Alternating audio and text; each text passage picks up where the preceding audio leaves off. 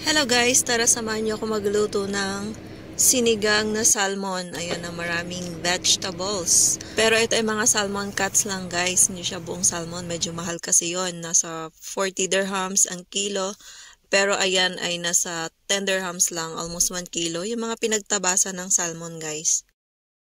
Meron kasing nabibili niyan dito sa Abu Dhabi sa mga market. Ayan. At very simple nga lang ang ihalo ko sa aking sinigang guys. Ayan, kamatis, pechay, okra, konting sili. Ayan, yung siling malalaki. At syempre meron ding luya at sibuyas para pampatanggal ng langsa.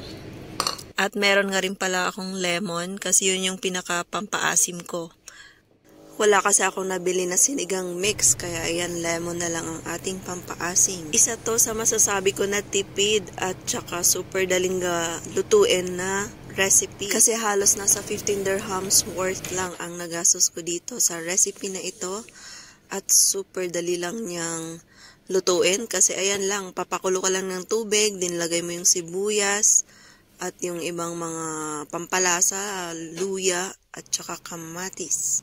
Yung kamatis ay medyo green yung pinipili ko guys. Ayoko ng over red.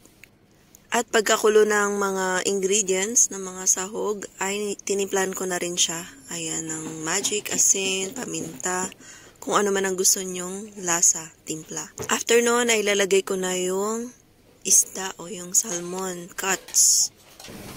Ayan, papakuluan lang natin ng ilang saglit. Mabilis lang yan maluto. At ayun, sunod na rin natin yung mga green na gulay like okra and yung pechay. At lastly na nilagay ko guys ay itong piniga ko na lemon. Ayan, pampaasim at saka pampawala rin ng langsa ng isda. Pinakuluan ko siya ng ilang minuto at ayun na nga, ready na ang ating sinigang na salmon. O diba? Ang dami na niyang makakain. Or kung ikaw lang mag-isa, mga ilang meals mo na yan, 3 meals.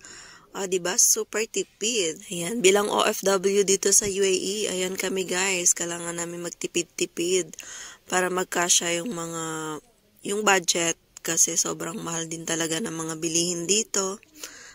Sana nag-enjoy kayo sa video na to guys at nakatulong ako sa pag-iisip nyo kung paano magtipid. Ayan. Thank you so much for watching. Please heart, comment, and follow my FB page. Chan Vlogs page. Shoutout nga pala kay Elabon at Aga Cesar Vlogs. See you in my next video. Bye! Konti lang. Wala din naman masyadong ginagawa ang mga ganun. Pero